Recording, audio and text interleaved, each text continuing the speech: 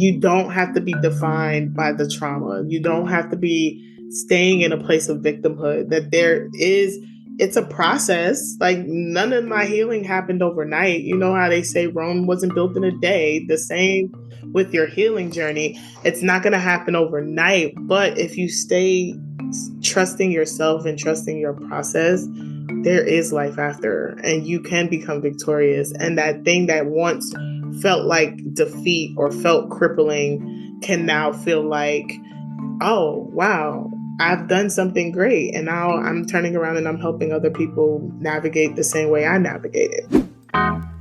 Everyone, welcome back to Living the Next Chapter. I've said it many times. If you want to meet the best people in the world, start a podcast, because then you can interview people like this today. Leah's on the show. We're going to be talking about her journey as an author. So excited to have somebody on who has written many books over many years. Talk about the expert in the room. This is going to be really, really fun. Please, everyone, join me in welcoming Leah to the podcast. Leah, welcome to Living the Next Chapter. Thank you for having me, David. I'm excited. It's good to have you here. I always love doing this at the beginning because people are like wondering where you are in this world of ours. And it's kind of nice to connect you to a location. So tell us, Leah, where are you in this big world? I am in Maryland in the U.S. So I'm not over there in Canada with you. Not yet. I'm sorry. But I am in Maryland, which is like right outside of D.C. So if you know where D.C. is in the world, we're like 30, 40 minutes outside of D.C. Okay. Is that home turf for you or? No. So I'm originally born and raised in Brooklyn, New York. Ooh. And then I left New York. I did a little time in Philadelphia, probably like about 6 months to a year. And then I was like, I really want to go south. So I stayed in the Carolinas for a good 7 years. I bounced back between North Carolina and South Carolina. And then I was like, okay, I'm over the South now. And I wanted to come back north, but I didn't want to be like home. It was like, I don't want to go all the way to New York. I was like, what's a good happy medium? So I found like Maryland, and I was like, cool. It's like 4 hours from New York. It's 4 hours from the Carolinas. Perfect happy medium for me. Nice. I have friends that are from Bushwick, and I would go visit them back in the day. Back when Bushwick was a little different than it is now. But I always loved New York, Bushwick, Brooklyn, all of that. Like, I just felt like I was like on a movie set. Everywhere I went, I was just like, there's an energy. Yeah. Right? You know, and there's so many great people there. So yeah, there we go. So we have that in common. I love that. It's great. You're an author, but not just one book. We got many books. Come on, how did all this start for you? Yeah. Go back to when you didn't have any books and you weren't an author. What was the spark for you that said, hey, this is my path? Yeah. So I would be honest and say I never thought I would be an author, David. So how I got into writing books was actually my childhood trauma. So I'm a daughter of two addicts. Both my parents battled with addiction. My mom was a drug addict majority of my life. My father was an alcoholic. Both of them were incarcerated in and out of prison. And I was raised by my maternal grandparents and my aunt. And so as a young girl, I kind of started writing as a way to escape the reality of what I was living, because I grew up in Queens, New York. So my family moved from Brooklyn. We lived in Queens, New York. And a lot of my friends came from two-parent households. And I was like, I kind of felt like the odd one, because here I was going home to grandma, grandpa, and my aunt. And so I felt like this little odd person out, but I never wanted to like share with people my reality, because there was a lot of shame attached to just saying that I'm the daughter of two addicts. And so early on, I kind of took to like getting into fights with people. Like I was that kid that like, if you talked about my mama, you know, how kids used to crack jokes and stuff, I'd be ready to fight. And so my grandmother, she sat me down one day and she was like, listen, I'm concerned about how you're expressing your emotion. Like my fear is going to be either you're going to end up dead really young from fighting all the time, or you're going to end up incarcerated like your parents. And so I knew I had to do something different. I just didn't know what that was. And so I just really started writing, and like, it was just like simple stuff like writing poems and just writing how I was feeling. And even tapping into my creativity and coming up with like fictional stories about my parents. So when people would ask me, I didn't have to say, "Oh, I'm the daughter of two addicts." I would say something like, "Oh, my dad's a CIA agent on a top secret mission." Like that was my fictional story about my father. And so writing was just my way of escaping my reality and escaping what I was feeling as a young kid. And so never thought I'd be an author though. That probably wasn't even in the forefront of my mind at the time. And so I kind of fast forward a little bit as a like adolescent years going into young adult years in my 20s. I'm a very like spiritual person. I believe in God and everything. And so one day in my prayer time, God revealed that I needed to write a book. And I was like, write a book about what? First of all, second of all, who's reading this book? Like, I had all Yeah. these questions, but even with the questions, I was like, okay, if this is what I believe you're leading me to, I'll be obedient and kind of like adhere to it. And so my very first book I wrote was called Unapologetically Me, Living, Owning, and Walking in My Truth. And that book was the first book in which I started to really deep dive into the complexities of a mother-daughter relationship because as a young girl, while I absolutely loved my mom, I also despised her all at the same time. Mm. And I had this internal struggle of like, how do you love the person that gave you life, but also despise them because they have this addiction that they don't seem to be able to shake. And you're feeling like, well, why am I not good enough as a child for you to like let go of this addiction? So that book dives so deep into that mother daughter complex where you battle. Like you're like, I love my mother, but I don't necessarily know if I want to deal with my mother. And so that was the first time when I wrote that book, that was the first time that I started talking about my truth and just what that was like being a daughter of an addict and having this internal struggle of like, I want to move on with my life and be this adult, but at the same time, the little girl in me wants her mommy. And Mm. how do I navigate those things? And when I wrote that book, David, that was the first time I realized I wasn't alone on the journey because so many other women like reached out and was like, oh my God, I too had that same complex with my own mother. And I thought it was just me. And so writing books helped me to like really discover that one, I'm not alone on the journey, but then there's also other people that can relate to some of my experiences. But yeah, no, I didn't see myself as an author. That wasn't on my list of things I wanted to accomplish. Wow. Okay, for the listener that's here and they press play on this episode and they are living in a world where addiction has impacted their home Mm-hmm. and they're battling the same battles you did when you were younger. Yeah. Yeah, kind of give us some thoughts, some encouragement that we can hear from someone else again who's kind of lived this. What would you Mm-hmm. say to somebody listening that's in that world right now? I think the first thing I would tell them is that it's not your fault. Like what I've had to learn about my parents' own demons is that they had nothing to do with me.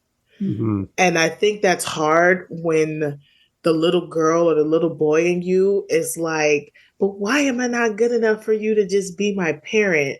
And so over time, it took me to really realize that like my parents were doing the best that they could with the resources and the tools that they had and what was given to them. And what really helped me to like break free of this, like, it's my fault, was I actually had a chance to have a conversation with my mother. And so she came to live with me for like a year during her addiction. And it was in that conversation that my mother opened up about being molested Mm-hmm. and how her molestation led to her picking up drugs because nobody believed her and she just didn't know what to do with this pain. And at the time that we had that conversation, it was also the time that I opened up to my mother about being a survivor of sexual assault myself. And I Wow. remember her feeling so guilty and like crying and being like, all I ever wanted to do was protect my children. And I said to her, I was like, well, Mom, how could you give someone something you never got? Mm. No one protected you. So how would you have been able to protect me or my Wow. sisters? And it was in that moment that I got to see my mother as the human being that she is and not how I visioned her. Because I think as a young kid, I kind of saw my parents as these superheroes. Like they just couldn't do no wrong in my Yeah. mind, right? Yeah.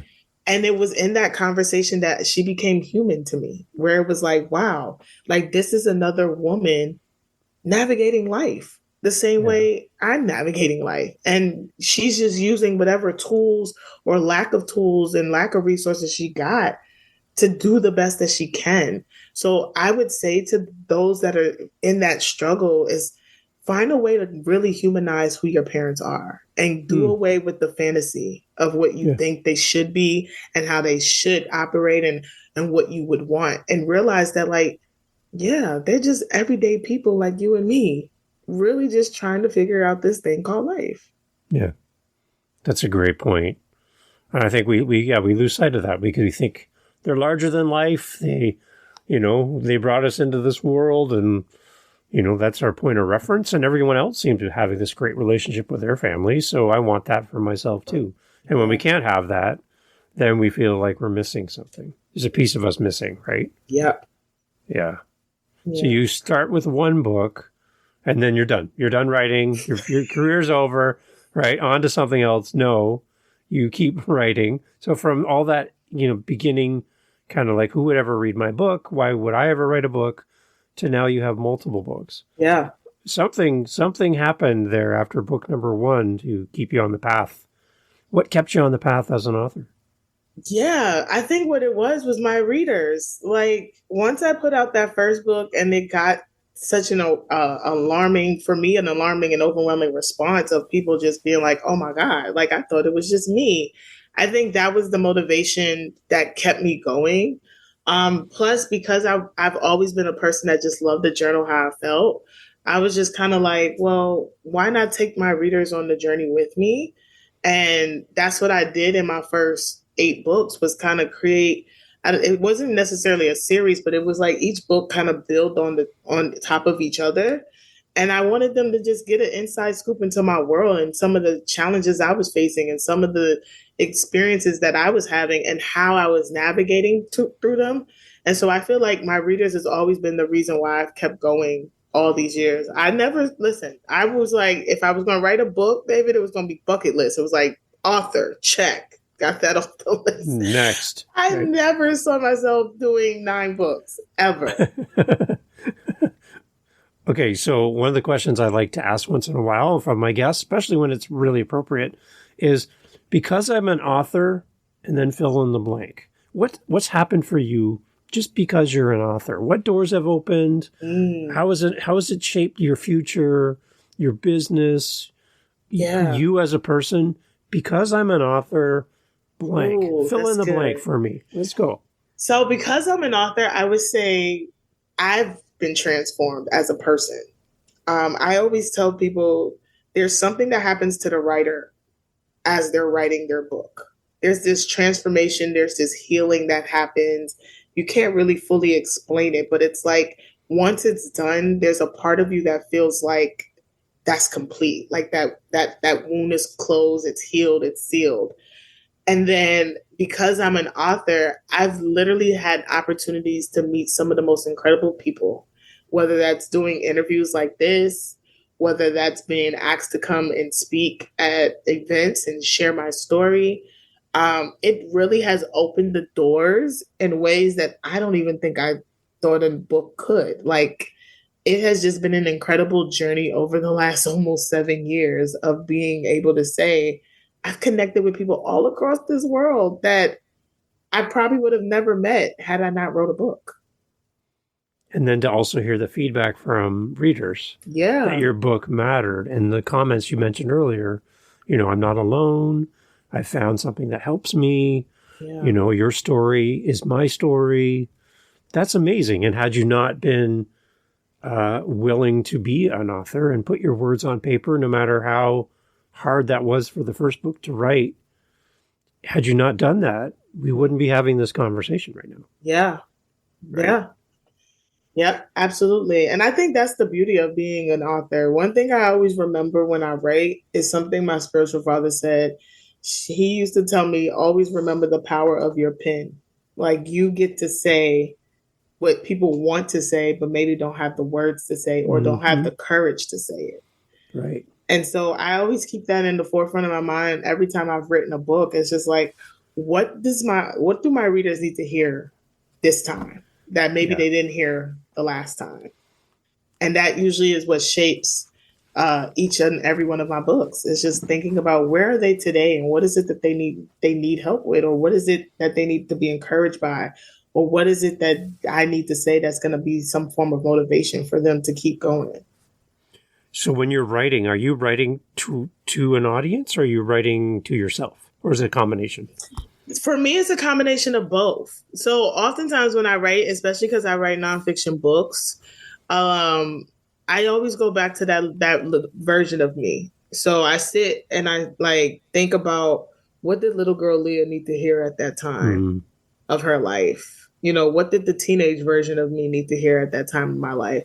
And I start to write in that way, but then I start to think about who are my readers. Majority of my readers are women.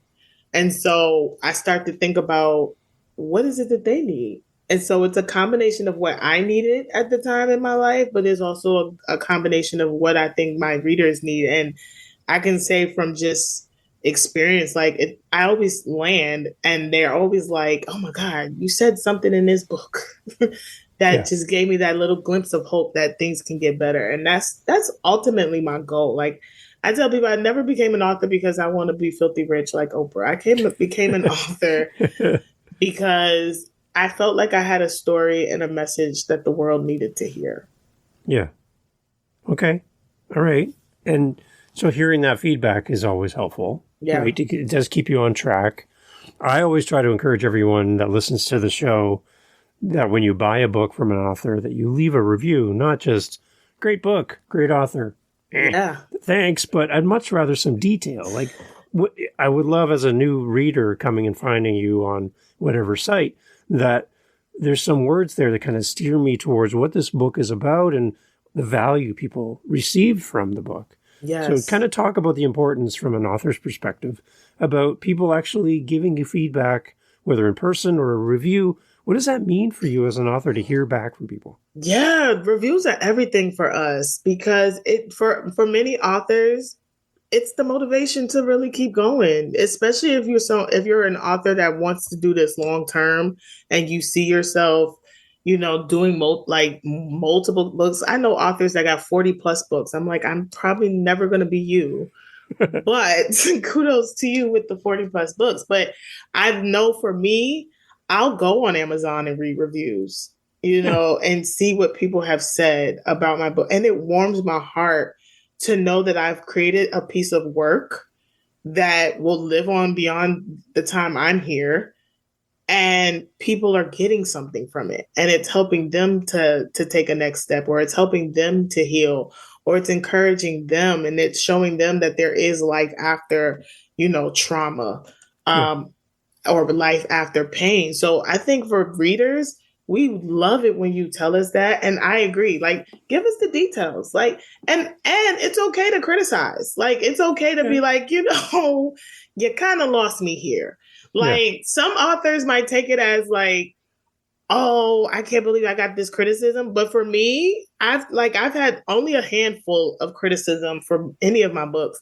But I've taken it as like, thank you for telling me that, because now when I get ready to write this next one, I'll keep that in the forefront of my mind. yeah, So we need the yeah. reviews. We Okay. absolutely need them.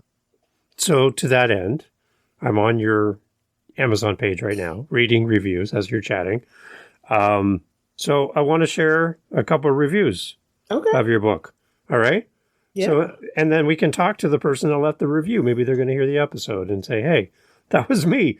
Wow, the author's talking to me now. I left a review Yes. and now the author's talking back to me. So I love this. This is great. Okay, so let's see. Victoria left you a 5-star review. Thank you, Victoria. And this was for your first book. So Victoria writes, get the book. Okay, that's pretty good. Straightforward right there. Thank you, Victoria, for that. She says, Leah's story is one of faith, courage, and tenacity. We all have a story, but I am not sure I could handle what Leah has been through. I so admire her willingness to be open and transparent in order to get her own healing and then help someone else along the way. Get the book and read it for yourself, how God can take a life and make it beautiful despite hurts, roadblocks, and that dreaded enemy, self. You will cry and then you will rejoice. And that was Victoria. That. Thank you, Victoria. I love that. Right? I absolutely love that. That is so sweet and that's so powerful because that was what I hope that people would take away. That I hope that as they read my first book, that it wasn't, I didn't want people to feel sorry for me. I wanted people to understand my experience, understand the trials and tribulations that I've gone through, but then also see like you can still have a very amazing life despite the pain, despite the hurdles, despite the setback. So I love that review. Thank you, Victoria. Okay. And so we have somebody who goes by Happy Customer. Hi, Happy Customer. Happy Customer wrote, great book. I cried and cheered on the author. And they go on to say, great book. I cried and cheered on the author. She went from being the victim to being a victor. I love the book. Looking at her, you would never imagine she had been through so much. Sexual abuse would usually break the spirits of the victim, but the author used her traumatic experience to help others. She turned lemons into lemonade. Great book.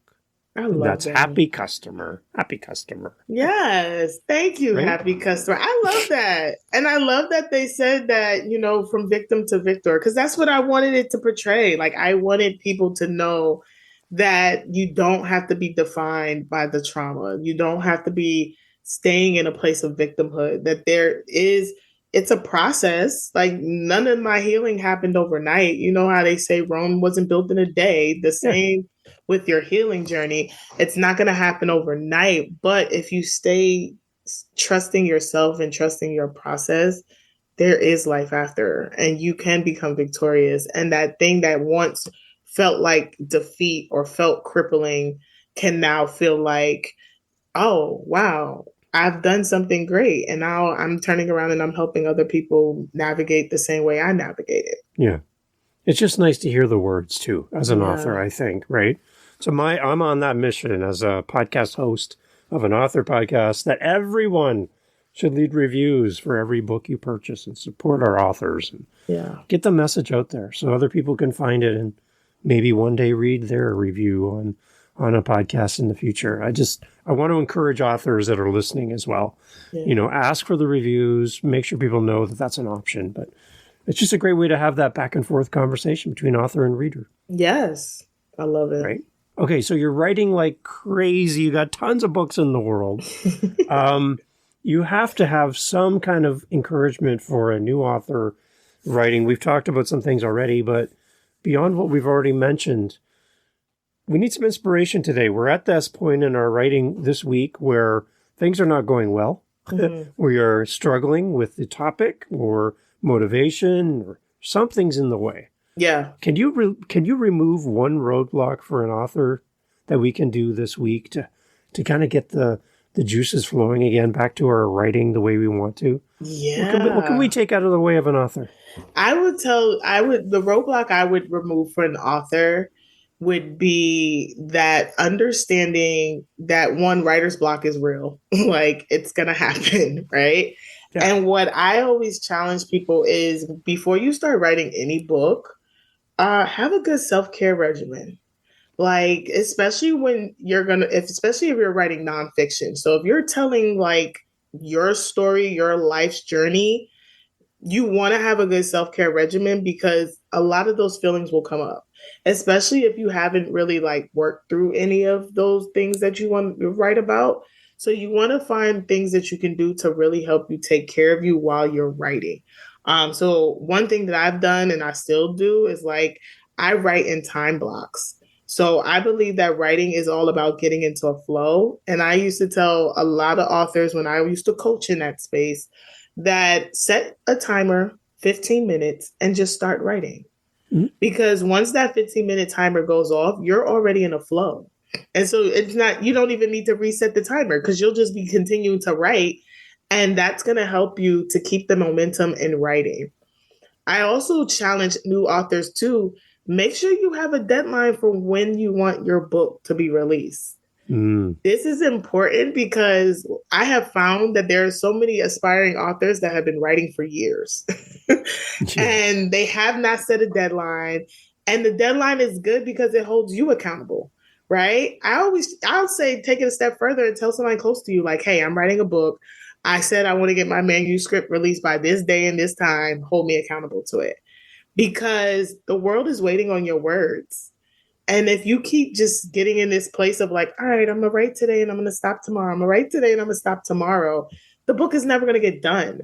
Yeah. So give yourself that put that self-care routine in place so that when the writing blocks come or when you feel overwhelmed by some of the things you're reliving, that you take a pause, you walk away from it, you refresh yourself and then come back to it. And then get that flow together, like 15 minutes. That's all you need and the flow will start. And then put the deadline. Like hard stop. I'm gonna be done writing this book on this day. Yeah. So that way it moves on to the next phase because you still have to go through editing and all those other things. But your job is to write the book. Yeah. Otherwise, you're running a race with no finish line in sight. Exactly. And you're like, is this thing ever going to end? Like this, I'm tired. I can't do anymore. Yeah. If you can see the finish line, at least you're like, I can make it that far. But if you don't know where the finish line is, you're just going to give up.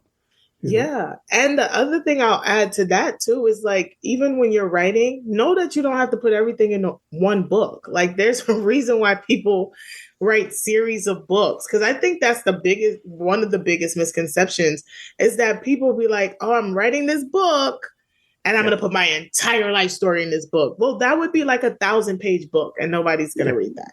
No. Yeah. No, you don't have to do that. You just have to figure out what's going to be the theme, what's going to be the topic, and then what are the things the experiences that align with that, and write the book based on that. But you don't have to put your whole life in the book. Yeah. Good. I like it. So the title of my show is Living the Next Chapter. So I like to use that as a question as well for you, Leah. Mm-hmm. Like, what is your next chapter? What are you living right now that you're excited about, that you want to talk about, that we can all celebrate with you about? How are you living your next chapter?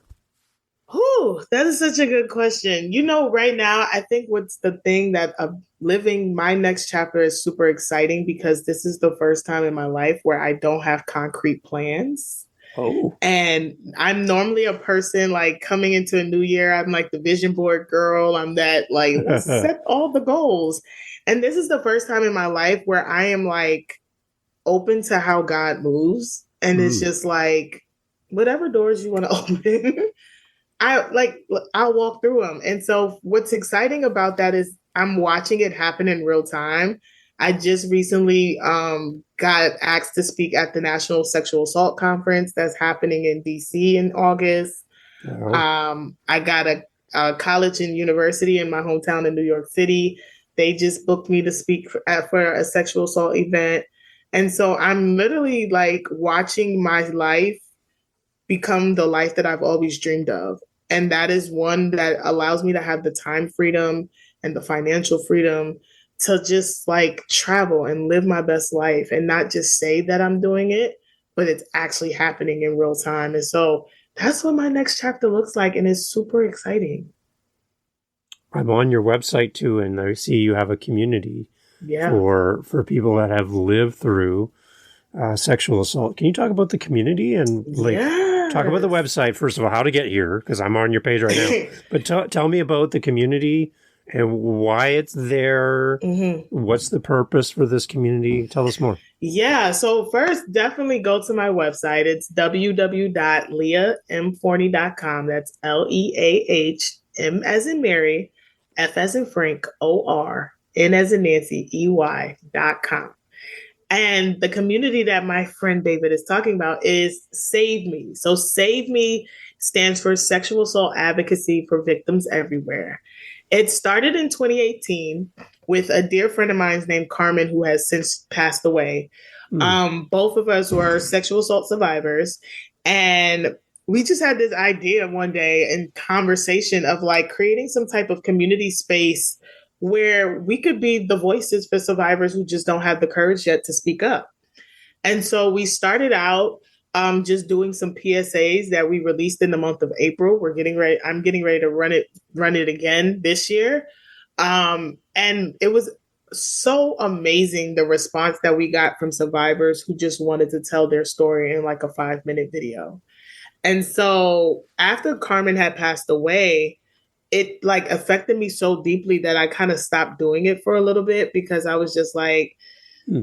this is a lot. Like I just lost my partner in this and I didn't know how to move forward. And so I allowed myself the process of grieving her loss. And then probably recently, well, no, 3 years ago, someone asked me, was I ever going to bring it back? And then most recently, I just said, you know what? I think it's time to bring it back. And it's time to continue what we started. And it's time to continue to honor her legacy and what she left behind. And so Save Me is coming back. I will be asking other survivors and allies and supporters to submit a 5 to 7 minute video of just them sharing how sexual assault impacts their communities and running it as a PSA in the month of April during Sexual Assault Awareness Month. And so I will actually be filing the 5013C and making it a full nonprofit this year. And I'm super Good. excited about that because it just aligns with the work I do anyway as a sexual assault survivor who speaks and trains and all of that. And so I was just like, you know what? It's time. It's time to revamp it. It's time to repurpose it. And so on my website, you can learn more about our mission and our vision and some things that will get ready to come because I'm super excited about it. Amazing. Now, I can tell there's a special place in your heart for Carmen. Yeah. Can you tell us a little bit more about Carmen? I haven't had the chance to meet her. Yeah. What would I need to know about Carmen if I've never met her before? So Carmen was an incredible woman. She was an author too. That's how we connected. Nice. She wrote a book called Honeysuckle Moments, which was her poetry book. And we both connected because at the time, my tagline was just unapologetically me, named after my book. And that was her tagline. So we both had similar taglines. We met on Facebook in a community for authors and we just connected. And we both were like the same sign. We're both born in January. So she's born 10 days before me. Nice. And we just built this amazing sisterhood. And so she was just a bright light. She could just put a smile on anybody's face. Yeah. And she was just someone that made such great impact. She was living in Mississippi. She's from Jackson, Mississippi. She was living in Florida when she passed away. And her death just left such a void in so many people's lives because she was the type of person that immediately when you met her, you were just like drawn to her because of her energy, because of just how infectious she was and how loving she was.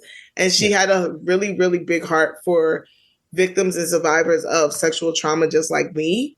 And that's what really made us be like, we should just partner together and do something amazing. So she is definitely thoroughly missed. And I feel like that's why this year, it's really to honor her and the legacy she left behind because I'm like, you know what? I would be remiss to not continue what we started. And it's still needed and it's still necessary. So that was Carmen. I like seeing you spark up talking about Carmen and then talking about the community. Yeah. You just kind of just went somewhere different in your countenance and how you're talking. This means something important to you. And I can tell it's very a special community. So for those that have been a part of the community in the past, good news, it's back, it's coming. And for those that have never been a part of the community, what is kind of the future steps for a new person that's interested in the community then?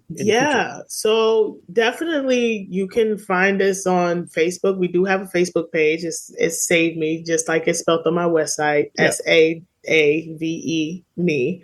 But what's coming down the pipeline is I'm really big on telling survivor stories. I do a lot of work with one of my best friends who has her own production company. And so what I want to do under Save Me is to help survivors tell their story.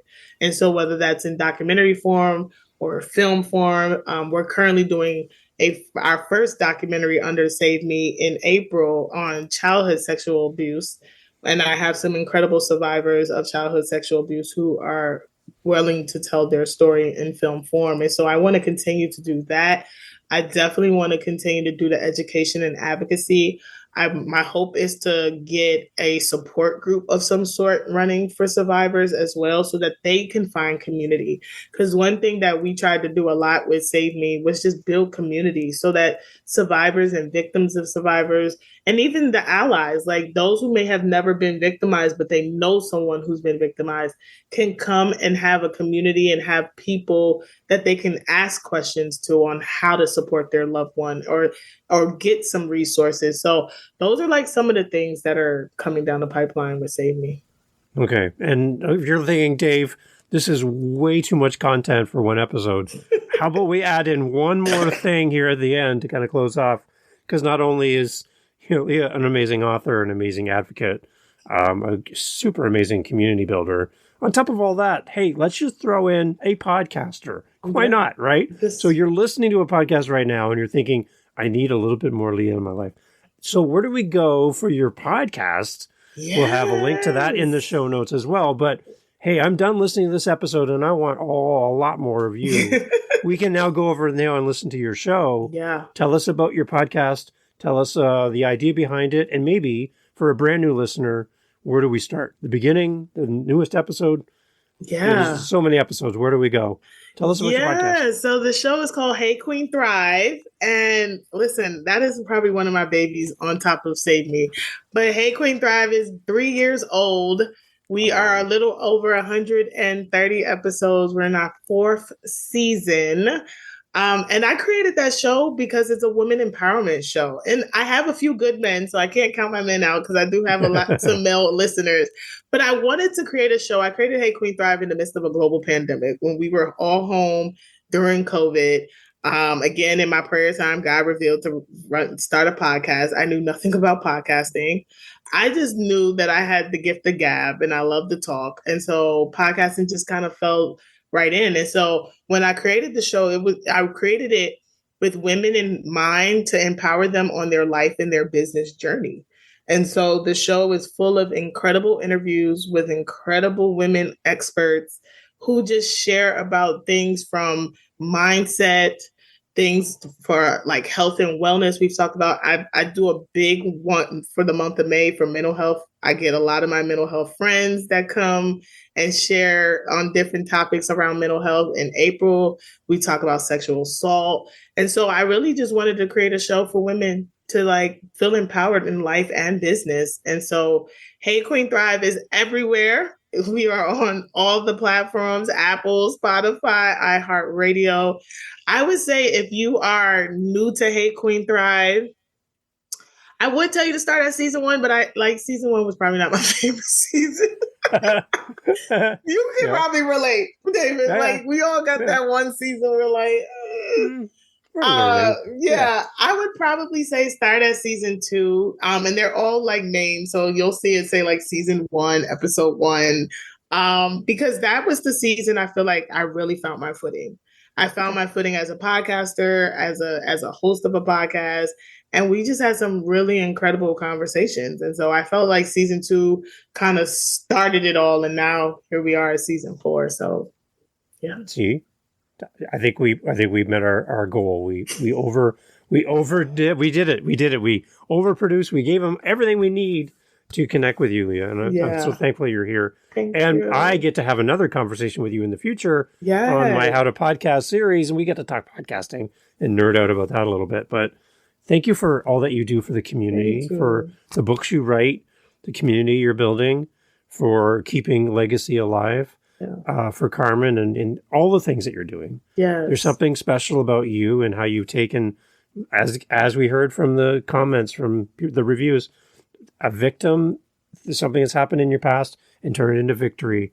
It's something that's very special. So thank you for taking your message into the world and helping many people. Thank you, David. I appreciate you. All right, everyone. All the information's in the show notes, as always. We're done here. You want to listen to another podcast. You're at the gym. You're walking the dog. You're like, oh, I need more Leah. Click the link. Go right there now. Subscribe, follow, like, review, do all the things so that Leah's podcast will grow as well. Leah, thank you so much. Thank you, David.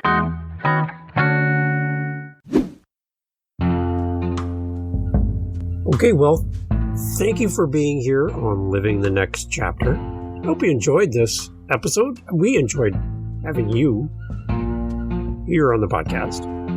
Our authors are amazing. I hope you appreciate their time, their effort to make this possible. If you know an author, if you want to recommend an author, that's a good idea. Hey, if there's an author that you really would love to hear about or hear from, if you tell me, if you send me a message, you speak pipe on our website, livingthenextchapter.com, send me an email, go over to livingthenextchapter.com, send us a message. We will forward your message to that author and say, listen, you are being requested to be on Living the Next Chapter. Our audience can't wait to hear from you. You can help shape the show. Yeah, you. You could do that right now, actually. You got a minute, right? Okay, how about you do that? livingthenextchapter.com. I'll see you over there. Recommend an author. Yeah. See you. Thanks. Hey there, fellow parent. If you're anything like me, balancing screen time for our kids is a constant struggle. That's why I want to share a little secret with you, KidsPod. It's this amazing app I found that's packed with podcasts just for kids. Imagine stories, learning, and fun, all without the screen. It's been a game changer in our house, keeping my kids engaged and their imaginations running wild. And guess what? It's completely free. So download KidsPod today. Trust me, it's a decision you won't regret.